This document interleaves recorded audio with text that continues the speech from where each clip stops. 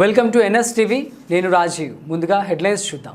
భారతదేశ జనవనరుల అభివృద్ధికి అపూర్వ సేవలు అందించిన ప్రముఖ ఇంజనీర్, మాజీ కేంద్ర మంత్రి డాక్టర్ కానూరి లక్ష్మణరావు వర్ధంతిని పురస్కరించుకుని తెలుగుదేశం పార్టీ రాష్ట్ర ప్రధాన కార్యదర్శి, మాజీ మంత్రి దేవినేని ఉమామహేశ్వరరావు నివాళులర్పించారు.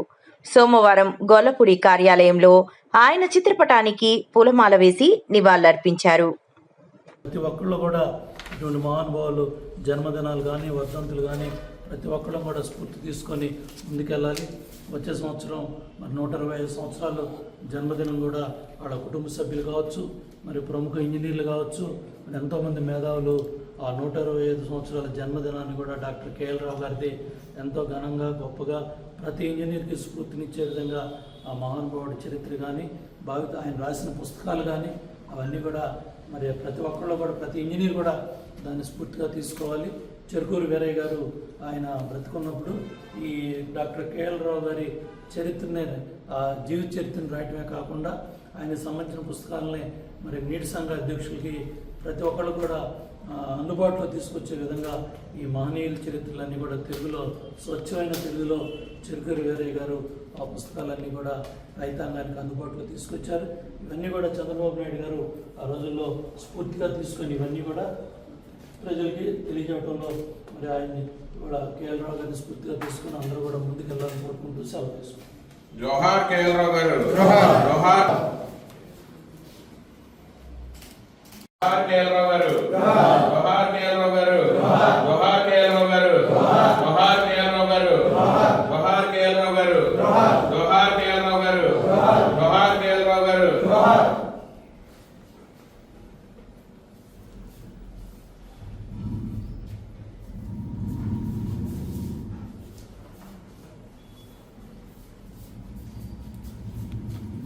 ఆ రోజుల్లో 1972లోనే దేశంలో జల రవాణా ప్లస్ తాగునీరు, సాగునీరు, పరిశ్రమలు, కరెంటు ఈ సమస్యలన్నిటికీ కూడా పరిష్కారం గంగా కావేరి అనుసంధానం అని ఆయన పెట్టిన ప్రాజెక్ట్ని మరి ఆ రోజుల్లో పెద్దలంతా కూడా దాన్ని ముందుకు తీసుకెళ్ళలేకపోయారు. ఆ మహానుభావుడు రూపకల్పన చేసిన గంగా కావేరి అనుసంధానం స్ఫూర్తితోనే ఆ రోజు మహానుభావుడు ఎన్టీ రామారావు గారు తెలుగు గంగా మరి ఆయన కృష్ణా జలాల్ని మద్రాసుకు తరలించాలి, తాగునీరు ఇవ్వాలనే సంకల్పంతో తెలుగు గంగకి శంకుస్థాపన చేసి ఇందిరాగాంధీ గారిని, ఎంజి రామచంద్రని, రామకృష్ణ హెగ్డే గారిని ఎంతోమంది మహానుభావులను తీసుకొచ్చి ఆయన ఆ రోజు వేసిన శిలాఫలకం, ఆ శంకుస్థాపన, ఆ ప్రారంభమే ఈరోజు రాయలసీమకి తాగునీరు, సాగునీరు, శాశ్వత పరిష్కారం అటు హంద్రీనివా కావచ్చు, గాలేరి నగరి కావచ్చు, అట్లాగే తెలుగు గంగ కావచ్చు, అవన్నీ కూడా ఆ రోజు కృష్ణా జలాలని మరి ఆ రాయలసీమ మీదుగా మరి అటు తరలించడం వల్ల కాళహస్తి కావచ్చు, తిరుమల కావచ్చు, తిరుపతి కావచ్చు మంచినీటి కష్టాలు పోయి సంవత్సరాల కందలేరుని మరి ఆ విధంగా పెద్ద ఎత్తున ఆ రోజు ఎన్టీ రామారావు గారు, చంద్రబాబు నాయుడు గారు మరి ఈరోజు వాటిని ముందుకు తీసుకెళ్ళడం వల్ల దగ్గర ఆ ప్రాంతాలలో 140-150 టీఎంసీలు నీళ్లు నిలబెట్టడమే కాకుండా మద్రాసుకు నీటి కష్టాలు శాశ్వతంగా తొలగి ఇవాళ మద్రాసు కార్పొరేషన్లో ప్రజలు తాగునీరు తాగుతున్నారంటే దానికి కారణం కూడా ఆ రోజుల్లో రామారావు గారు వేసిన పునాది. ఈరోజు రాయలసీమకి ఇవాళ చంద్రబాబు నాయుడు గారు ఎన్ని ప్రాజెక్టులు పూర్తి చేయడం వల్ల ఇవాళ రాయలసీమ రైతాంగం అంతా కూడా హార్టికల్చర్ హబ్గా రాయలసీమ ప్రాంతం అంతా కూడా ఇవాళ తీర్చిదిద్దబడుతూ ఉంది. మరి ఇటువంటి మహానుభావుల్ని మనం తప్పకుండా గుర్తుపెట్టుకోవాలి. మెట్ట ప్రాంతాల్లో ఒకప్పుడు మరి జొన్నలో, సజ్జలో, రాగులు ఉండే ప్రాంతాల్లో ఈ నాగార్జున సాగర్ కాలువల తవ్వబట్టే మరి వరి పంట ఏంటో, చెరువుల కింద వ్యవసాయం ఏంటో, ఆ వరి అన్నం ఏంటో అనేది కూడా మెట్ట ప్రాంతాల్లో చాలా ప్రాంతాల్లో వీళ్ళు చేసిన మంచి వల్ల తెలిసింది. అందుకనే గతంలో కూడా 5 ఏళ్ళు తెలుగుదేశం ప్రభుత్వం అధికారంలో ఉన్నప్పుడు చంద్రబాబు నాయుడు గారు డాక్టర్ కేఎల్ రావు గారి పుట్టినరోజుని, అట్లాగే సరాద్దర్ కాటన్ పుట్టినరోజుని, అట్లాగే శ్రీరామకృష్ణయ్య గారి పుట్టినరోజుని, అట్లాగే భారతరత్న మార్చుకొండ విశ్వేశ్వరయ్య గారి పుట్టినరోజుల్ని మరి రాష్ట్ర పండుగలుగా చేయడమే కాకుండా ఆ రోజు ఇంజనీర్లు కూడా స్ఫూర్తి వచ్చే విధంగా ఎవరైతే సమర్థవంతంగా పనిచేశారో ఆ ఇంజనీర్లకి అవార్డులు ఇవ్వటం కానీ, రివార్డులు ఇవ్వటం కానీ, ప్రోత్సహించడం కానీ, వాళ్ళ ప్రతిభను గుర్తించడం కానీ ఇవన్నీ కూడా చేయడం జరిగింది. ఆ రోజుల్లోనే ఆయన మరి నదులు కరకట్టలనే 4 లైన్లు చేయాలి. ఈ విధంగా వాటిని రవాణాకు కూడా అన్ని విధాలుగా ఉపయోగించుకోవాలి. భారీ డ్యాములతో పాటు మరి చిన్న చిన్న రిజర్వాయర్లు, బ్యారేజీలు కూడా కట్టాలని మరి ఆయన కళ సంకల్పం పులిచింతల ప్రాజెక్టు. ఆ పులిచింతల ప్రాజెక్టులోనే ఈరోజు 45 టీఎంసీలు నీళ్లు నిలబెట్టమే కాకుండా ఆ నీళ్ళ వల్ల కృష్ణా డెల్టాలో ఈరోజు మే, జూన్ మొదటి వారంలోనే మరి నీళ్ళు ఇచ్చే అవకాశం ఉంటుంది. ప్రపంచంలో భారతీయులుగా గర్వపడే మనందరం కూడా గర్వపడే ఇంజనీర్ డాక్టర్ కేఎల్ రావు గారు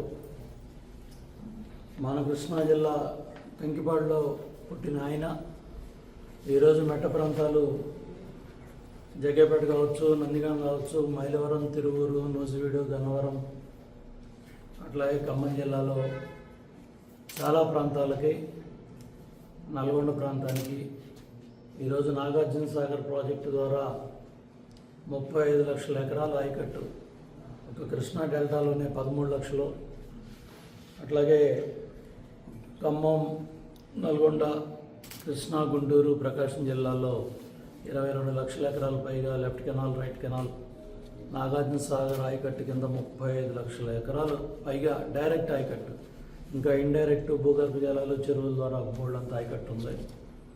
ఇదంతా కూడా సస్యశ్యామలం అవుతూ ఉందంటే మరి ఆ రోజుల్లో ఆయన పార్లమెంట్ సభ్యుడిగా, కేంద్ర మంత్రిగా, మరి విద్యుత్ శాఖ కేంద్రంలో సభ్యుడిగా, అట్లాగే సెంట్రల్ వాటర్ కమిషన్ చైర్మన్గా, సభ్యుడిగా వివిధ హోదాల్లో దేశంలో భారత రాష్ట్రపతిగా ద్వారా ఎన్నో అవార్డులు, అట్లాగే పద్మభూషణ్, అట్లాగే పులిచింతల ప్రాజెక్టు కూడా డాక్టర్ కేఎల్ రావు గారి పేరు పెట్టబడింది.